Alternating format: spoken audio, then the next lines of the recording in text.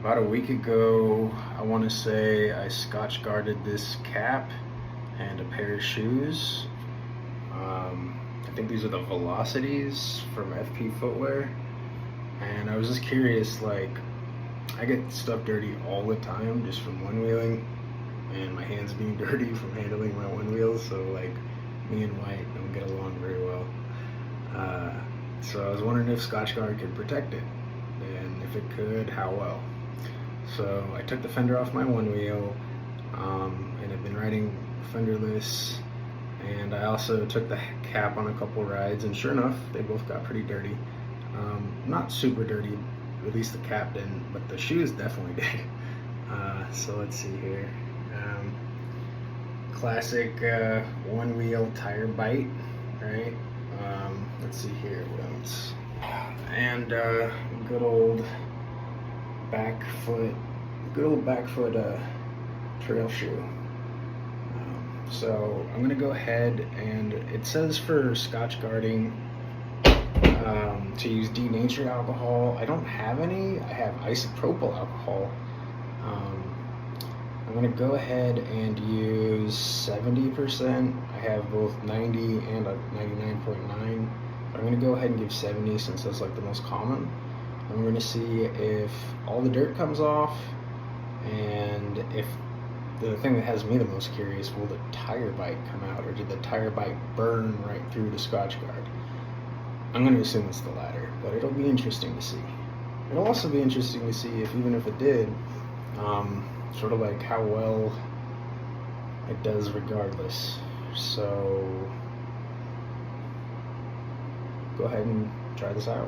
One more thing I forgot to mention. To clean it, they recommend either using just a damp sponge or using a sponge with the denatured alcohol.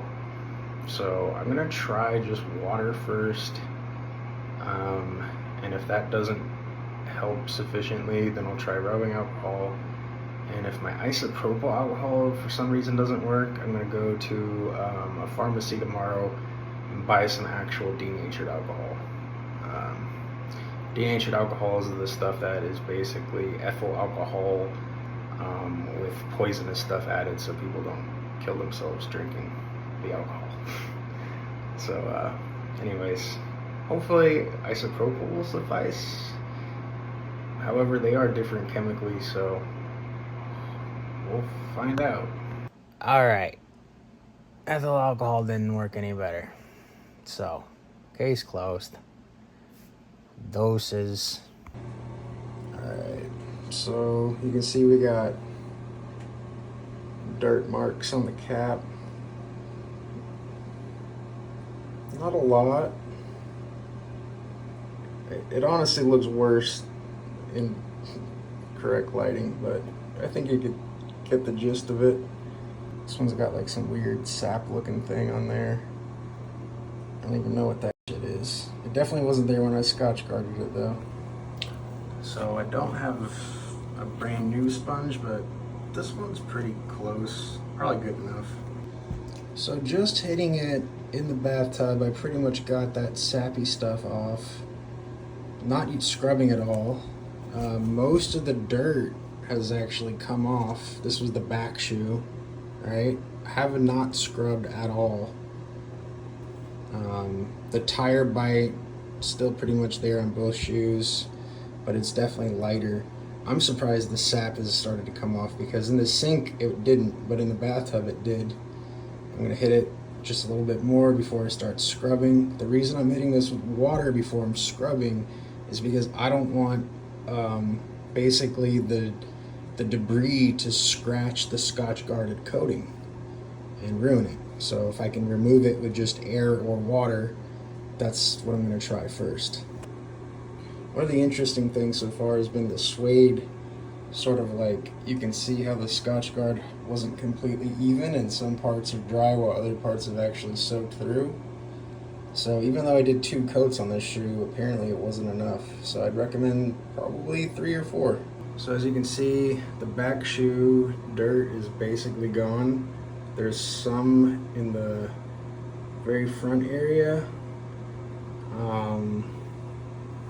and the back as well. virtually all the tire bite mark is actually gone, which is really surprising. That's not the same for the front, which got a lot more tire bite. So the front shoe, here's where it gets surprising. Almost all the tire bite is gone. Like, it's still there, but it's very hard to notice compared to before. Right? The weird sticky that was on there is gone. All the dirt's gone. So we're gonna try soapy water, because this was just with the sponge and water. We're gonna try soapy water next. If that doesn't get it off, then we're gonna try rubbing alcohol. There wasn't really much of a noticeable difference on anything that was cleaned with soapy water, so I'm gonna go right to rubbing alcohol now. This basically looks like a brand new shoe now from the sides. The tire bite from the front tire, which was really severe, pretty much freaking gone. The back foot tire bite is completely gone, and the back foot dirt, with the exception of like a couple spots that I just didn't really focus on apparently, is good to go. Actually, let me go ahead and hit the front one more time. Okay, so round two on the back shoe. I went ahead and I hit this side pretty strong. Didn't really fuck with the front too much. The front's still a little dirty, but the side is a lot better. Yeah, there's still some dirt, but now here's the great news. As far as the hat goes, it's, oh man, really? Oh, never mind. Basically looks brand new. There's this like tiny little bit of marks, very hard to see. Like I'm not a snob about that kind of thing, so I don't think anyone's gonna notice or care. All right, so overall, Scotch guarding is surprisingly effective. This is probably not surprising anyone who's been doing it, but as someone who has only Scotch guarded like a jacket and a backpack, I think, before, I was very dubious about trying this on like a hat, among other things. And I didn't know if the suede was gonna work or not, because there's like Scotch guard specific for suede, and it looks like it didn't actually work that well for the suede, because I definitely have water like bleed through it. So if you're worried about suede specifically, maybe get one made for it. But anyways, all I did before applying the Scotch guard was I cleaned it with paint thinner, and after letting that dry out, I hit it with a thin coat, let it dry for half an hour, then hit it with a very thick coat, and I let that dry basically for like overnight, give or take. I did that for both the hat and the shoes. The shoes they're not immaculate, but they look really close to immaculate. Like I've worn those shoes on a date, and I would probably do so again. Like the wheel bite mark is like, you basically have to look directly at it, like squinting your eyes to see it. So very stoked about that. So I would say if you're gonna Scotch guard your gear for one wheel, especially your shoes, do a thin coat, then a thick coat, then do a second thin coat, then do a second thick coat. I think the extra coats are gonna help. I was super surprised it survived the wheel bite, at least most of it. Just blown away that burning rubber didn't go through all of the Scotch guard. It's blowing my mind. Pretty cool, especially if you're no fender gang. Let me grab the bottle and show you specifically what I used. I used this guy. It's rated for outer garments, shoes, bags, etc. As far as the ingredients go, it uses naphtha, which is actually the paint thinner that I used to clean everything. Hydro-treated light butane, propane, butyl acetate, dimethicone, isobutane, silicic